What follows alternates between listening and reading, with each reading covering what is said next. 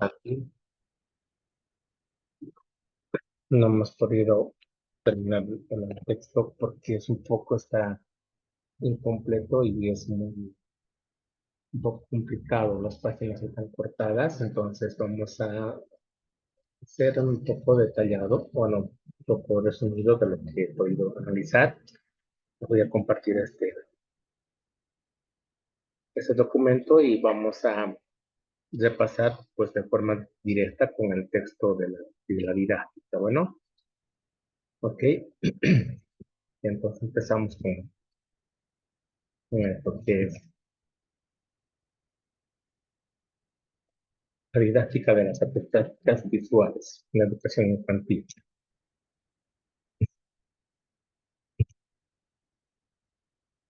¿Qué es la psicomotricidad? Dice, ¿no? ¿Qué es la psicomotricidad? ¿Alguna idea, coleguitas? Es una disciplina que surge del movimiento corporal de las habilidades motrices del ser humano. A medida que el niño o la niña van creciendo y practicando cualquier tipo de expresión, ya sea oral, escrita o dibujo, están desarrollando la creatividad, la perfección y la manipulación de sus sentidos en todas las formas de estimulación temprana. ¿Qué les motiva a los niños y niñas a conocer el arte? Los medios visuales como la televisión, el celular, los medios tecnológicos, los textos, las revistas, los cómics, los álbumes de pegatinas, los juegos, parques, museos arqueológicos, etcétera.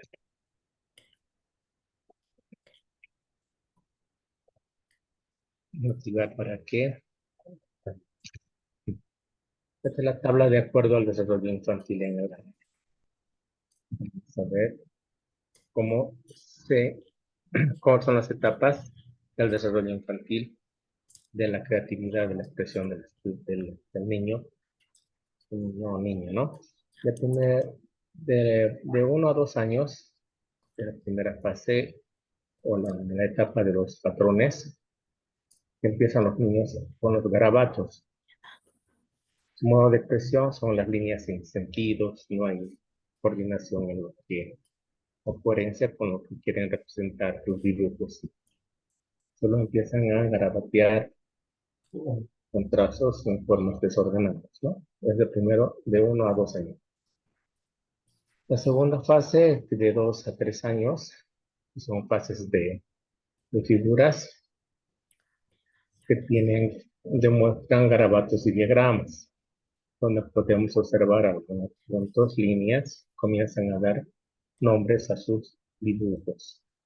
Aunque no los parezcan, digamos, a papá o a la mamá dibujan igual, pero para ellos son pues, un padre y papá o mamá o hermanitos, ¿no? Aunque parezcan los dibujos iguales. En la fase de 3 a 4 años, en esta fase se llama de la espontaneidad. Los dibujos se tienen combinación. Por ejemplo, las figuras geométricas y los colores pueden utilizar. Algunos son objetos o dibujos o figuras geométricas y también una variedad de colores. En la cuarta fase, que sería de 4 a 5 años, en la fase de pictórica, representa al niño unos dibujos temáticos, donde puede representar animales, figuras humanas, plantas. Algunos ya tienen un poquito más de las partes que consta una figura humana, por ejemplo, ¿no? Podemos ver ahí los ojos, la nariz o la boca, igual las manitos o los codos, que ya tienen un poco de apariencia de la figura, igual que los animales.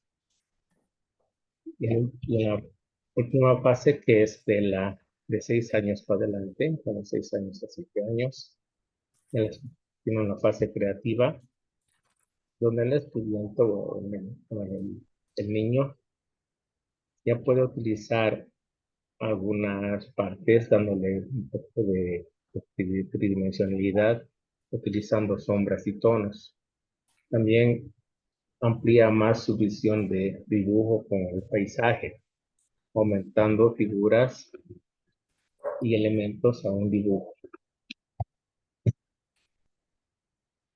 Los materiales didácticos utilizamos, por ejemplo, los lápices de colores, crayones, pinturas para dedos, marcadores, acuarelas, tijeras, gomas y borrador. Son otros materiales que más se utiliza en el nivel inicial o de primaria, donde los estudiantes puedan trabajar con la motricidad para cortar tijeras o pintar con algunos crayones que son más adecuados a su tamaño.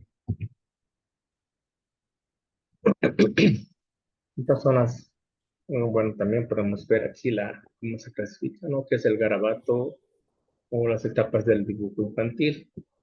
Por ejemplo, que nos indica el un garabato. Es una prolongación de la actividad motora, reduce los movimientos de la mano, los trazos que realiza sobre el papel son huellas de sus movimientos. Un realismo fortuito. Conforme van perfeccionando el trazo, llega un momento en el que tras dibujar y mirar lo han hecho al niño o niña, el niño o niña encuentra coincidencia con algo de la realidad. En la tercera fase, digamos de 3 a 4 años, el realismo frustrado. Es un realismo frustrado cuando el niño ya intenta dibujar, pero se encuentra con dos grandes obstáculos.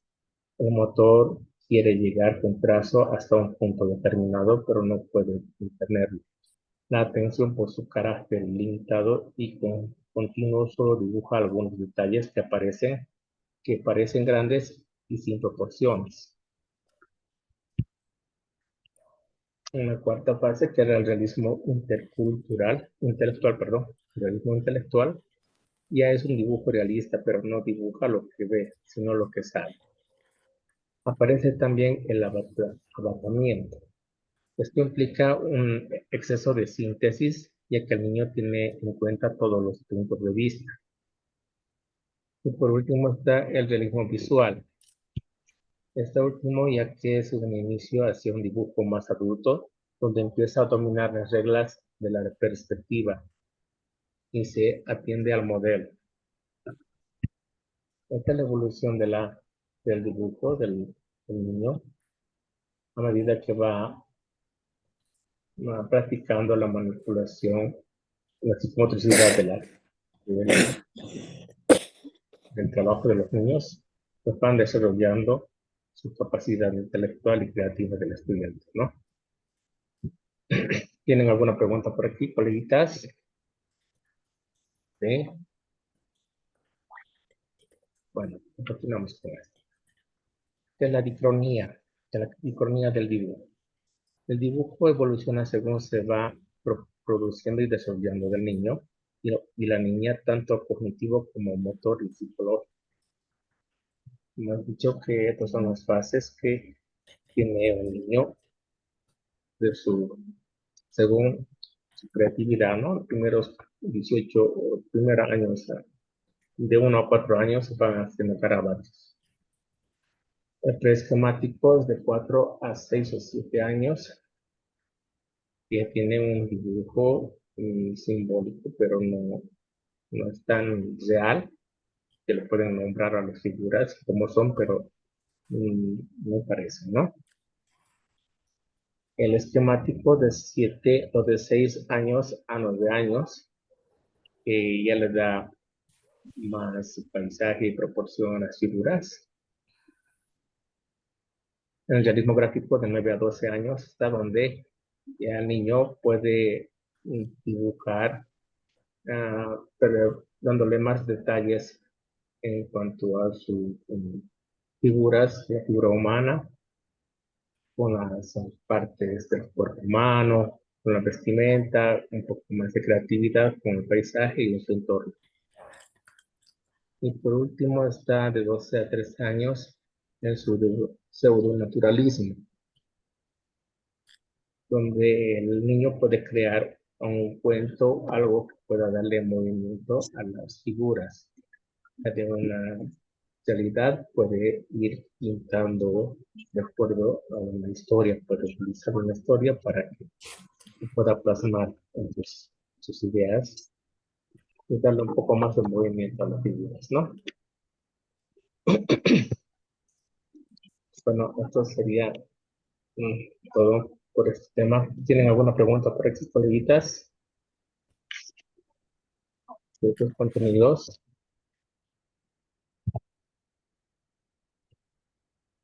Buenas, profes.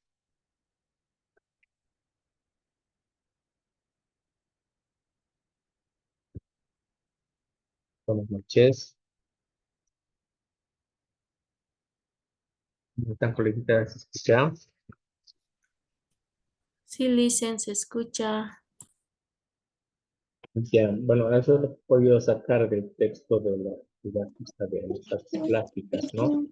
Lo que podríamos hacer es, bueno, puedo compartir el texto y ustedes tratar de resumir o sacar algo que les interese. Yo he sacado es lo más importante, es la evolución o las fases del niño en su desarrollo psicomotriz, ¿no? Desarrollo de su creatividad y cómo se plasman sus ideas en el arte. Le hace como ruido, boludo. ¿Alguna pregunta más, coleguitas? ¿Cómo están? Dicen buenas noches. Buenas noches, díganme. Eh, ya lo tiene algún simulacro de esta temática, dice. Estaba ingresando a la plataforma y no había para hacer algunas prácticas. Bueno, yo lo he sacado solamente del texto de esta didáctica, las artes prácticas visuales de educación infantil. Eh, lo más importante, las bases, cómo desarrollar el crecimiento del estudiante. Este simulacro lo pueden compartir en PDF, en PowerPoint, pero si quieren lo voy a yo a compartir al grupo para que tengan un poquito más de experiencia ya. Es muy cortito, lo que he sacado esto es más que todo el desarrollo, los nombres, cómo se llaman, ¿no? Cada fase de su crecimiento. Podemos pasar otra vez. Si tienen alguna pregunta más, así vamos a ir ampliando los nombres, ¿no? Los días. Vamos a compartir de nuevo. Tal vez, Licen, sería revisar el texto, que algo más teórico esto, ¿no? Y estaba revisando el texto y que yo a lo que entendía era más teórico, pero no había ningún simulacro y no lo he realizado por eso. Tal vez sería revisar alguno. Hay partecitas que habla de lo que es de la motricidad, todo ello, ¿no? Sería bueno tal vez, Licen, revisarlo, porque estamos ya a 2 días, ¿no? Y pues estamos a 2 días, ¿no? Mm, eh, Bueno, por eso del libro he sacado esa información que les he compartido hoy día. Ahora, si no, cada uno tendríamos que analizarlo, entonces, el libro.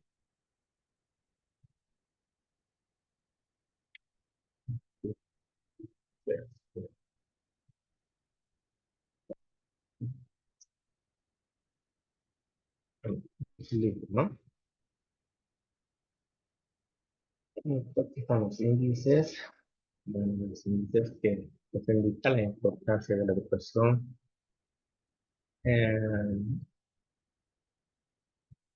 Cuidar, educar, cuidar. Una de las partes de la fase sería, vamos a ir página por página. No realizamos.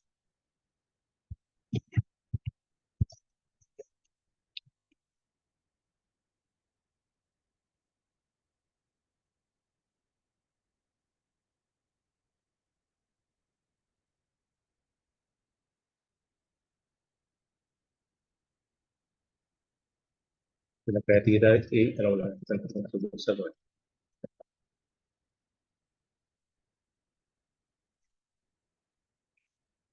¿Dónde está la creatividad? Tomándolo como un punto de partida de la creatividad, es un concepto de difícil definición por la cantidad de campos que abarca y por la complejidad de su estudio. Vamos a iniciar este capítulo presentando algunas ideas esenciales que nos permitan conceptualizar mejor este tema. El primer paso a dar es definir y ubicar este concepto a la contemporación, es decir, descifrar qué se entiende en nuestros días por creatividad, analizando para ello su evolución en características a través del estudio de las teorías que han contribuido a configurar dicho enfoque. Nos interesa entender las relaciones de la creatividad con nuestro campo de saberes, es decir, con la educación, y más en concreto con la educación infantil, por lo que será necesario analizar algunos factores realizados en este tema, como la imaginación y su desarrollo en los niños. Acepta estas premisas, cabe aquí entender cómo se produce esa acción gracias a la cual nos proyectamos hacia el futuro y por la cual combinamos diversas ideas y conocimientos. El acto creador o combinatorio al que hace referencia Vygotsky en 1982. Está para producir cosas nuevas, cómo se desarrolla y potencia esta capacidad y cómo esa creatividad se hace presente en nuestras vidas hasta en los actos más cotidianos. En los adolescentes la razón es importante mediante la crítica constante y feroz. Al llegar a una cierta edad, pierde el interés por el dibujo, los esquemas anteriores, ya que no les sirve, les parece demasiado infantiles, subjetivos y no se parecen a la realidad que les presenta la razón. Y por ello se convencen de que no saben dibujar. Lo mismo sucede con los juegos, pues los juegos ingenuos ya no forman parte de sus intereses.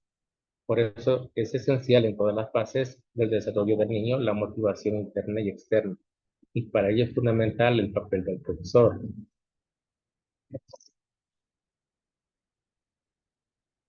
El niño, fantasía y razón.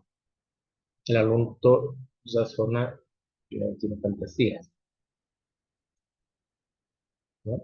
Entonces, eso es pasa con el niño, primero tiene una fantasía y luego razona.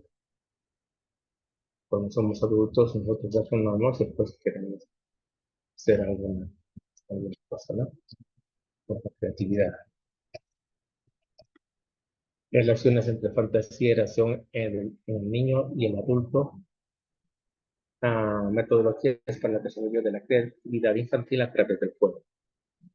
Atendiendo a que en la edad preescolar la metodología de trabajo debe hacerse en el cómo se conoce, hacer y experimentar, y que la afectividad parece el mejor camino para trabajar la educación en valores.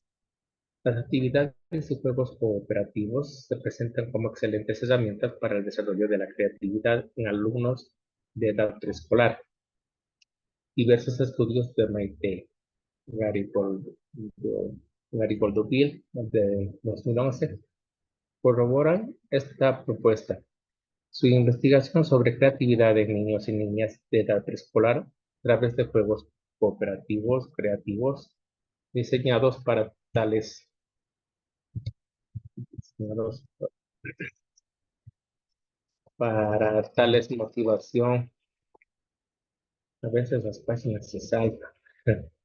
Página 96, 97 veces saltó una página. No tiene coherencia. Hay algunas partes que están saltadas. Bueno, motivación extrínseca, es decir, reforzando esas ideas positivas que el niño debe desarrollar en sí mismo. En los niños la motivación se relaciona con los efectos y es un elemento fundamental para desarrollar tu capacidad de aprender a través del aprendizaje significativo. Porque un niño motivado es un niño que confía en sus conocimientos, lo que le permite avanzar avanzarse de la experiencia e ir contribuyendo hacia su conocimiento. Experiencia acumulada más interés más sentimiento. Igual motivación intrínseca. La motivación intrínseca y la motivación extrínseca. La motivación intrínseca está orientada al proceso de influir o sentir placer. La extrínseca es el resultado, orientada al resultado.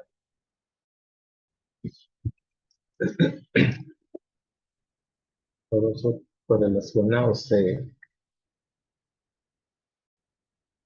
relaciona con la motivación creadora.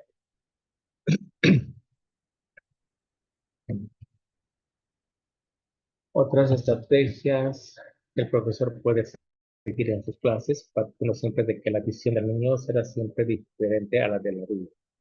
Son proporcionar a los niños elementos para desarrollar su creatividad que partiendo de elementos reales les permiten desarrollar. Vamos ahora a los tiempos simples.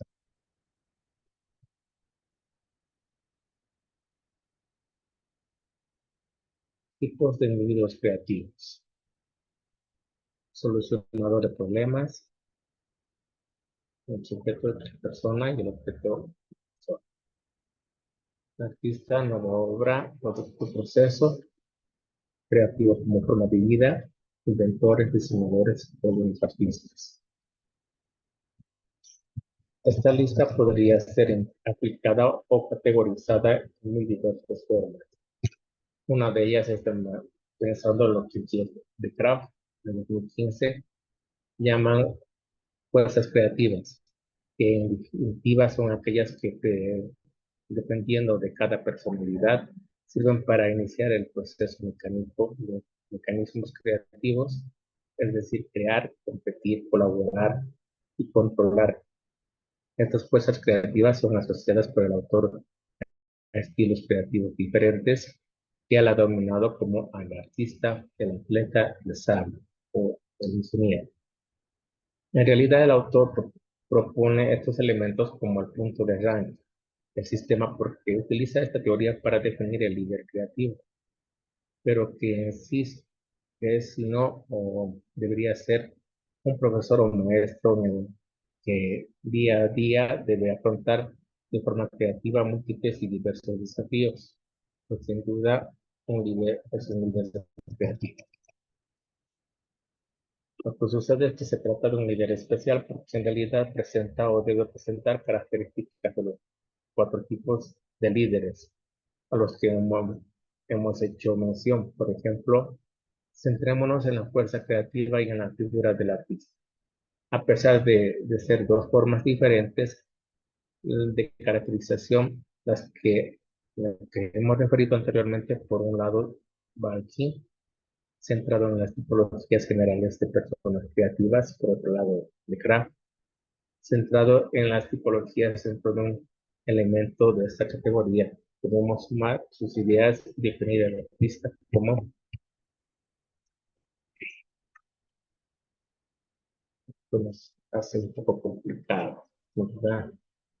Páginas sin continuidad, ¿no? 105 nos lo mandamos 110. Entonces,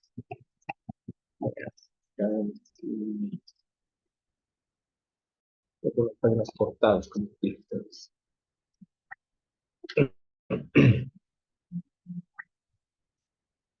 Seguimos viendo, profesor, ¿cómo están, coleguitas?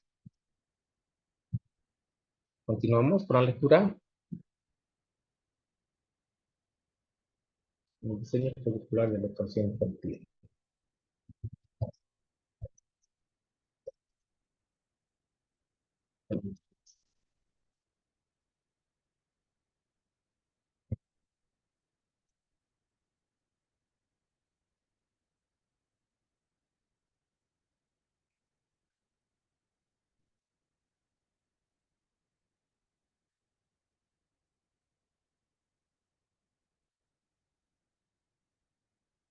Lo hemos descargado de internet, así es que este libro viene así con incompletos.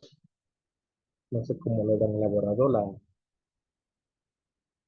el escaneo, pero muchas hojas se han saltado. Entonces, tenemos que ir directamente a los que es un poco más práctico, a los dibujos o los que nos quiere mostrar, ¿no? Eh, creo que para práctica con iguales y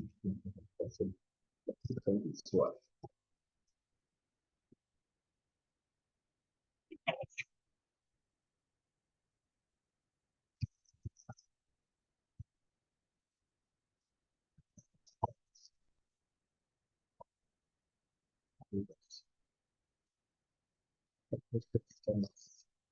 Continuar, pero continuar con la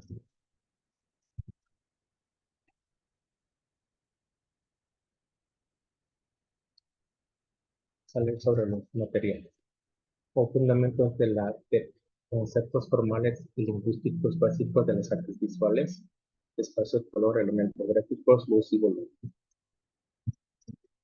Introducción. Vivimos en una época en que las representaciones visuales han adquirido una gran relevancia desde la aparición de los primeros procedimientos fotográficos en el siglo XIX y su posterior popularización. Cada nuevo avance tecnológico ha puesto en aumento exponencial en el número de representaciones visuales producidas y a las cuales estamos expuestos. Al finalizar el siglo XX, la aparición de la fotografía digital y la masificación en el uso del Internet posibilitaron el acceso a contenidos visuales creados en todas partes del mundo. A lo largo de este proceso, los medios de comunicación de masas han aprovechado los soportes disponibles para hacernos llegar su mensaje. Ámbitos como la publicidad demuestran el poder que tiene la imagen a la hora de trasladar una idea con un propósito determinado, siendo capaz de alcanzar al público de una forma más efectiva y directa de la que se consigue mediante el texto escrito. En este en este contexto se hace imprescindible el conocimiento de los códigos empleados en la creación de las representaciones visuales para fomentar una interpretación crítica de las mismas. Para ello es necesario una alfabetización visual que nos permita leer de forma adecuada los mensajes que continuamente estamos perdiendo de manera consciente e inconsciente. De esta forma lograremos realizar una lectura veraz sobre aquellas representaciones visuales a las cuales estamos expuestos.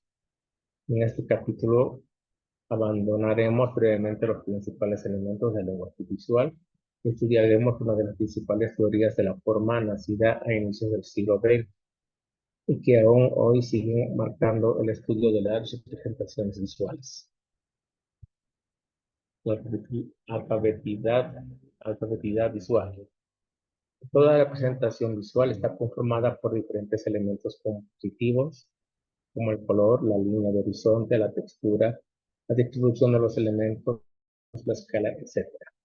En cada época está marcada por una forma específica de utilizar estos elementos del lenguaje visual y la construcción de sus representaciones. El conocimiento de estos elementos compositivos denominados alfabetidad visual, Bondis 1997 de 21.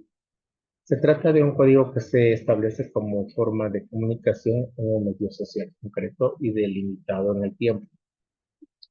Pero aunque cada época elabore su propio código de representación visual, existen algunos elementos comunes, al menos en la cultura occidental. Estos elementos comunes fueron estudiados y sistematizados bajo la teoría de la percepción de la Gestalt, la psicología de la Gestalt. La teoría de la percepción fue desarrollada en el contexto de la psicología de la Gestalt a partir de la década de 1930 en Alemania. Es una corriente opuesta al estructuralismo cronista, que parte del supuesto de que la suma de los elementos más simples conforman la percepción. La teoría de la percepción de la Gestalt, al contrario que las teorías estructuralistas, establece que el cerebro agrupa los elementos de la representación visual en el espacio no como partes separadas, sino como una totalidad. Los psicólogos que enunciaron estas leyes fueron Saimer, Wolfgang, Kurt Lewin, Kafka, y fue Rudolf Arpain quien aplicando los principios de la teoría de la representación de la Gestalt desarrolló interesantes análisis. Algunas de las leyes que conforman la teoría de la representación de la Gestalt son las siguientes. La ley de la buena forma es uno de los principios básicos de la teoría de la representación de la percepción y establece que el cerebro prefiere formas regulares y simétricas en sus contornos delimitados y sellados. Vemos aquí, no es lo que parece, sino que queremos ver. Podemos ver solamente tres filas de tubos, pero en realidad son dos las que son de verdad y las otras no existen. La ley de la figura y fondo. El cerebro establece una jerarquía para definir en primer lugar figuras reconocibles y en segundo lugar un fondo. Como podemos saber, dos figuras de dos caras, pero en el fondo parece una cosa.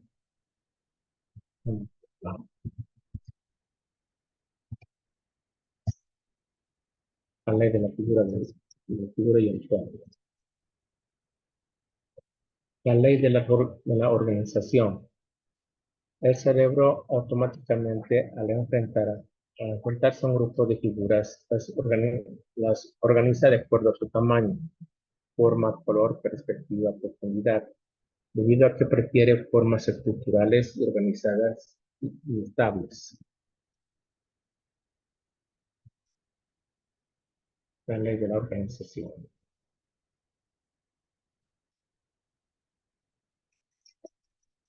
La ley del cierre. La ley del cierre. El cerebro naturalmente prefiere las formas selladas y delimitadas. Si vemos una figura que no está sellada, nuestro cerebro de forma inconsciente proyectará ese cierre de tal manera que la figura quedará completa.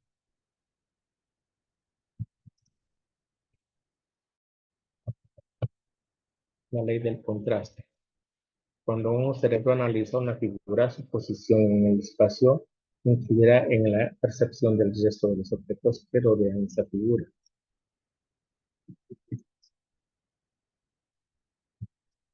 La ley del contraste.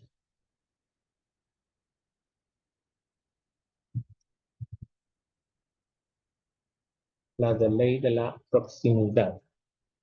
Si vemos diferentes figuras en un plano, el cerebro tenderá a agrupar las figuras que se encuentran más próximas entre sí. La ley de la proximidad.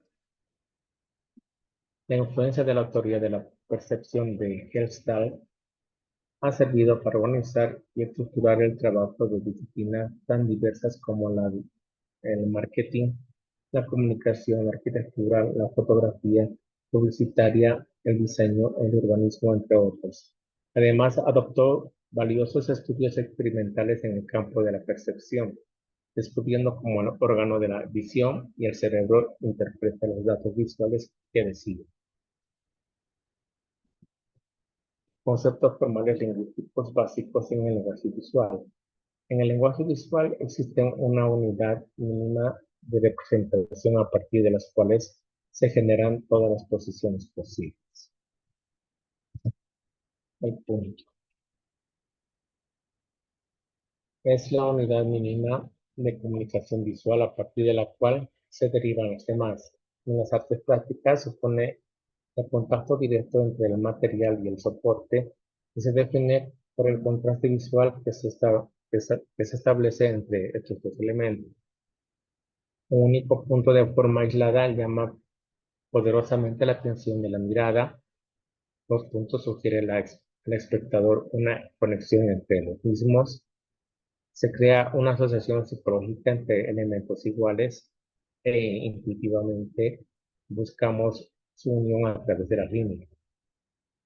Si a esos dos puntos les añadimos un tercero, esa unión que mentalmente establecemos entre ellos supone la configuración de un plano. Un mayor número de puntos sobre una superficie genera formas que, aunque incompletas, nuestra mente se encargará de configurar. Este principio establecido por la Gestalt, psicología de Gestalt se emplea entre artes gráficas, en las artes gráficas para provocar la sensación de distintos tonos y colores. La línea. La trayectoria generada en el desplazamiento del punto genera la línea. Como tal, es la unidad básica de representación del dibujo y gracias a su flexibilidad se puede representar prácticamente cualquier concepto, ya sea geométrica o orgánica, sensible o valorativa. Supone la forma más directa de generar una representación. Si varias líneas paralelas se suponen en sucesivas capas con distintos ángulos, se genera la sensación de diferentes tonos, de forma similar a la que ocurre con el punto y creando tramas. Contorno y forma.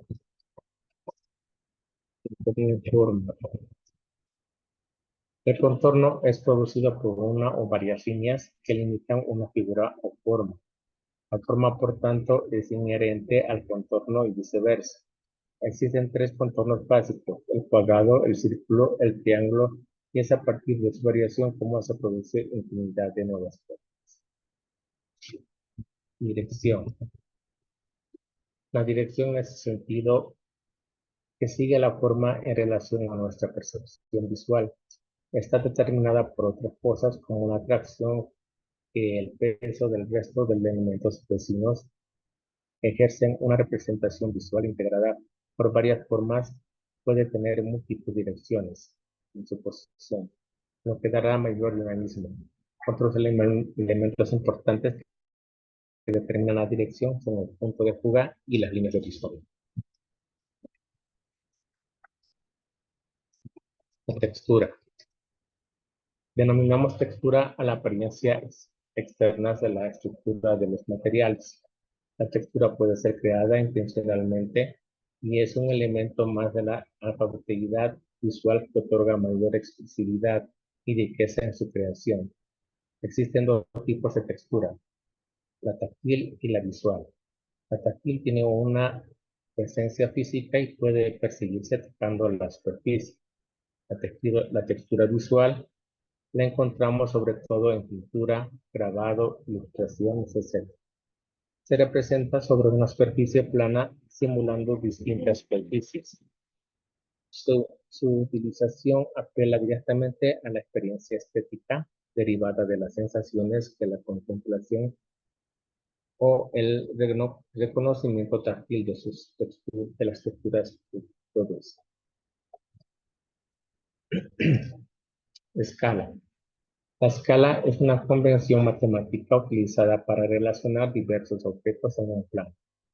Se establece en función del tamaño o proporción de estos objetos en relación a otros elementos del lenguaje visual, como son la línea de horizonte y el color. La escala permite que la representación sea verosímil y acorde al espacio que se tiene para construir una representación visual. Un ejemplo lo podemos encontrar en la representación de mapas, planos, globos, terráqueos. Todos ellos son elaborados en base a una escala para preservar las proporciones de los elementos que son representados.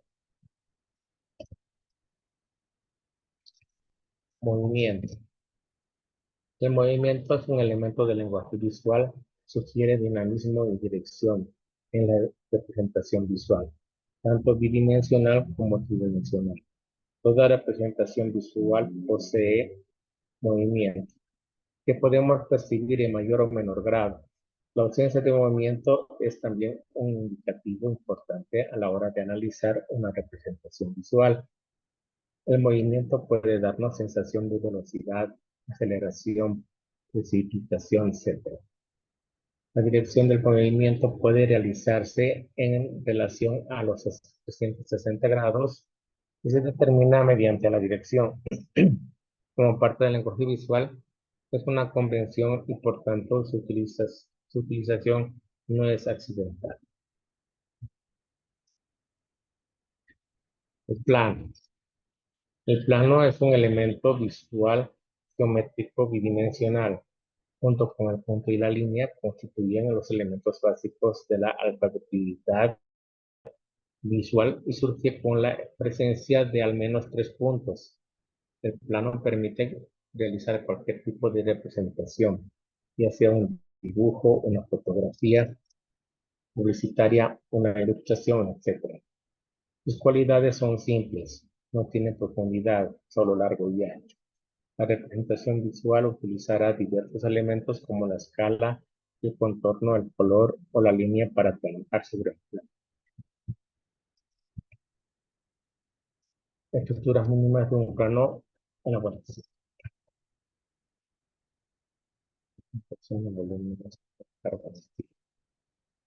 El volumen. El volumen es un elemento geométrico cuantificable gracias a sus 3 dimensiones, el ancho, el alto y la profundidad. Su definición dependerá de la disciplina de la cual aludimos. Por ejemplo, en escultura el volumen indica la dimensión de las masas que componen el conjunto escultórico. En dibujo, pintura, grabado o ilustración, el volumen nos indica las cualidades de peso compositivo de un elemento, o la masa representada a través de la escala, el color, la textura, etc. La contribución del volumen permite además crear la ilusión de profundidad, movimiento, dinamismo, valores tonales, etc. Tono, luminosidad y saturación. El tono es cada una de las bandas en que se divide la luz solar blanca al ser descompuesta por un prisma. Estas bandas las denominamos colores y se clasifican en 7: rojo, naranja, amarillo, verde, azul, anil y violeta. A partir de estos colores se derivan los tonos intermedios. La luminosidad se refiere a la claridad u oscuridad de un color. Esto es su relación con el blanco, el negro y todos los grises intermedios, lo que favorece la representación adecuada de la luz y los fenómenos lumínicos.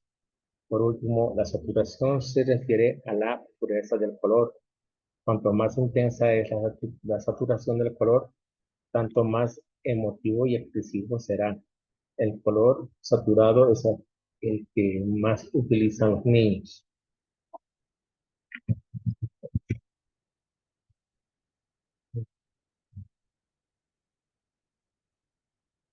Color. La fuente de color proviene de la luz solar o luz blanca, que se refleja sobre las superficies y que percibimos a través de nuestro sistema visual. Este a su vez transforma esta información en señales eléctricas que se envían a nuestro cerebro, responsable de crear la sensación de color. Por tanto, se concluye que el color no existe como realidad física. Del estudio de las propiedades del color y de sus aplicaciones se encarga la teoría del color.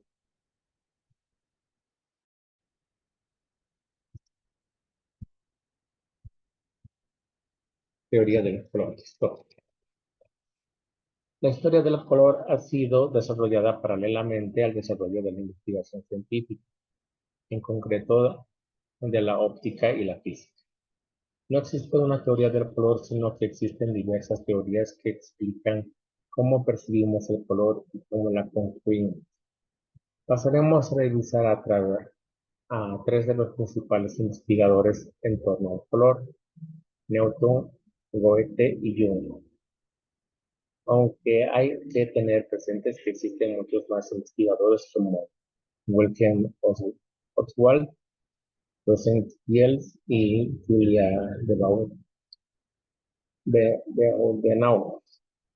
Baudenois, entre otros, que en sus trabajos han profundizado en el estudio de la percepción visual de la luz. En primer lugar, debemos reseñar a Sir Isaac Newton, científico inglés reconocido en el campo de la física, la astronomía, la óptica y las matemáticas. Elaboró en 1704 una teoría en la que señala que la naturaleza del color se halla en la luz solar. Observó que las propiedades de los colores se modifican en relación a la incidencia directa o indirecta de la luz.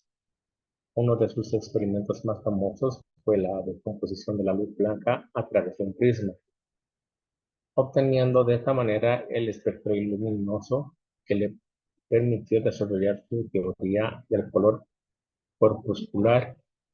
Afirmaba que la luz está compuesta de pequeñas partículas denominadas corpúsculos, que rebotan sobre las superficies de los objetos. Se consideran colores primarios, según esta teoría, el rojo, amarillo y el azul, y secundarios o complementarios el verde, violeta y el anaranjado. A partir de este experimento elaboró un disco giratorio con 7 colores: rojo, amarillo, azul, índigo, violeta, amarillo y verde. La suma de todos estos colores en nuestra retina es el color blanco.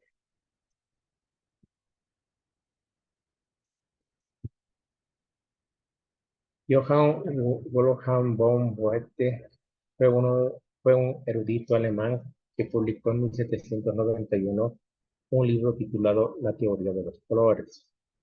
Los estudios anteriores habían ahondado en las propiedades físicas del color, como la luz y las propiedades de los objetos. Pero lo que diferencia el estudio de Goethe es que añade un tercer elemento: la percepción del color, que es subjetiva. Goethe indica que el color influye de manera diferente en la percepción individual, pero que ciertos colores poseen la cualidad de transmitir sensaciones similares a diferentes individuos. El color rojo, por ejemplo, se asocia con la emoción y la creatividad. El color azul transmitía sensación de frío y contemplación. El amarillo es el calor del sol, del optimismo y de la energía. A partir de esta teoría elaboró un compendio en el cual reunió los colores y sus diferentes un- significados y un triángulo cromático subdividido en otros triángulos, en el cual estableció relaciones de aproximación en base a los significados que cada color poseía. Su estudio sentó las bases para las futuras investigaciones del color en psicología y neurología. Color luz. Thomas Young fue un científico inglés que nació a finales del siglo XVIII, que junto con Newton estableció un principio fundamental en la teoría del color. El color es luz. Young realizó el experimento del prisma de Newton, pero de manera inversa. Los 6 colores en los cuales descompuso la luz a través del prisma se redujo a 3 colores básicos: el rojo, el verde y el azul. Mezcló 3 colores mediante haces de luz en una habitación oscura y el resultado fue el color blanco. Estableció que la luz es color y que, por tanto, todos los cuerpos opacos, al ser iluminados, reflejan todos o parte de los componentes de la luz que perciben. La luz. La luz es una onda electromagnética generada por oscilaciones de campos eléctricos y magnéticos. La primera hipótesis para definir la realiza Maxwell en el siglo XIX, y fue corroborada posteriormente por Hertz Torquis en 2008. En ausencia de la luz, no podemos ver lo que nos rodea. El órgano de la vista percibe la luz como síntesis de radiaciones de diferente longitud de onda. Las reacciones de luz son medibles y la percepción del color de los objetos pueden variar según el tipo de iluminación. Cuando revisamos la teoría del color en el apartado anterior, los tres principales investigadores mencionados, Otto, Otte y Jung, coincidían en que la luz es color. En términos de la propiedad visual de la luz, es un elemento fundamental, no solo porque su percepción se basa en toda imagen, sino también porque otorga atmósfera, visibilidad, calidez o frialdad, entre otras características. En el estudio de cómo percibimos los colores en función a la luz y las propiedades físicas de los elementos, se han creado varias formas de distribuir y organizar el espectro visible, los denominados modelos de color. Entre estos modelos de organización del color encontramos dos síntesis, la aditiva RGB y la sustractiva CMYK, que son las más comunes. Comentaremos también el modelo RYB por su amplia difusión.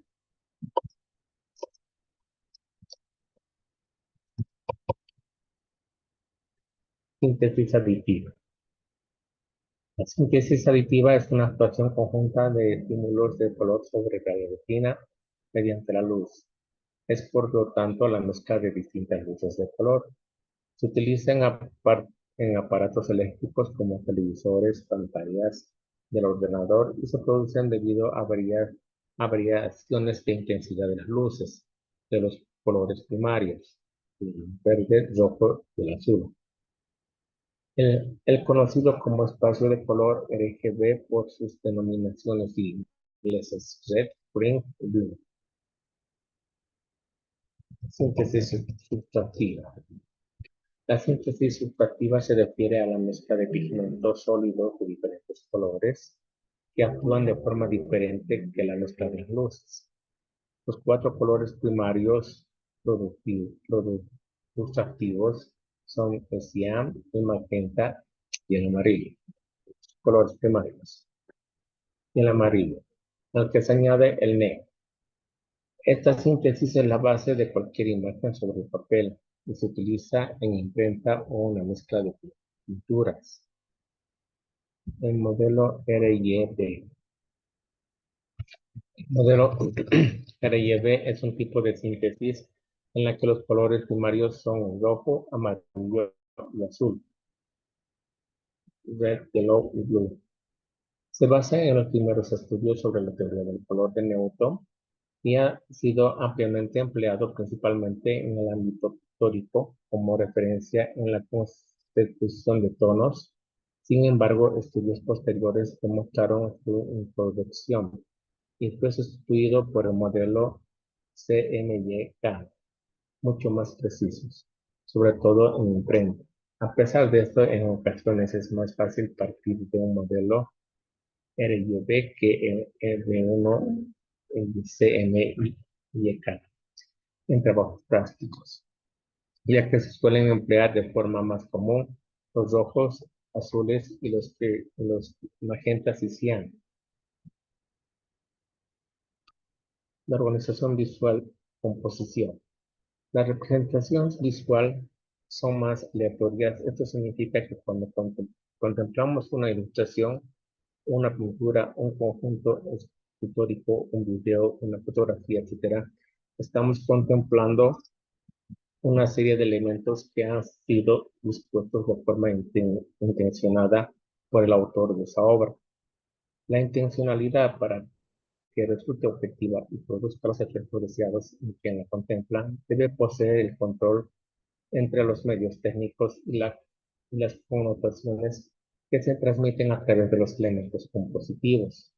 A continuación pasamos a revisar algunos de los elementos presentes en la composición de una representación visual. Retórica visual.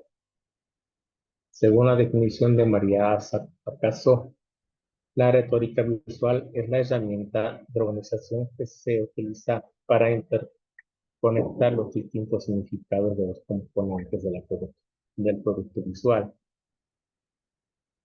El término proviene del lenguaje oral y escrito. Por tanto, sus figuras pueden resultar un tanto confusas cuando analizamos una representación visual. Por ejemplo, una metáfora o una hipérbola son figuras literarias que también son utilizadas en el lenguaje visual, sobre todo en la fotografía publicitaria o la pintura. La utilización de la retórica visual tiene como objetivo dar a la representación una mayor variedad de significados. Una representación visual como la pintura, una ilustración, un follaje o una fotografía publicitaria poseerán siempre una mayor profundidad de connotaciones que la meramente descriptiva gracias a la utilización de estas figuras retóricas. La lectura de estas connotaciones subyacentes en la representación visual dependerá del mayor o menor del dominio de quien realice este análisis. Armonía. Una sencilla difusión de armonía es conveniente proporción y correspondencia de unas cosas con otras, integrando un todo conjunto. En una representación visual, la armonía es fundamental para conseguir el equilibrio, la simetría, la neutralidad, la unidad, etc. Los elementos a través de los cuales se consigue la armonía son el color, el tono, la distribución del espacio, etc. La armonía es una técnica opuesta al contraste y su ausencia muchas veces obedece al deseo de llamar la atención del espectador, crear tensión e intensificar el mensaje que se quiere transmitir, etc. Contraste. El contraste proporciona una variedad de significados. Es una herramienta de explotación de la sensación de que se contempla la representación visual. Utilizado correctamente, intensifica las connotaciones, lo que facilita la comunicación. Por sí mismo, es un elemento presente en cualquier representación visual, incluso en las denominaciones no visuales como la música o la danza. Hablamos de contraste, por ejemplo, en la presencia o ausencia de luz, lo que puede dar una mayor o menor intensidad a la atmósfera de un cuadro. También existe el contraste en el tamaño de los objetos representados. Esto es en la escala, en los tonos que definen las formas y en la propiedad de composición que equilibra o desequilibra una representación visual. Capítulo 9. Materiales y técnicas de representación, de expresión plástica en educación infantil.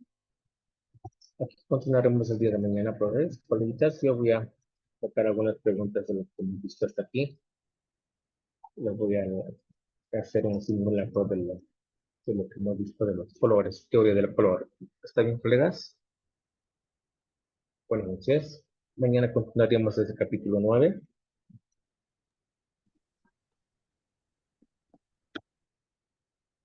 Muy bien.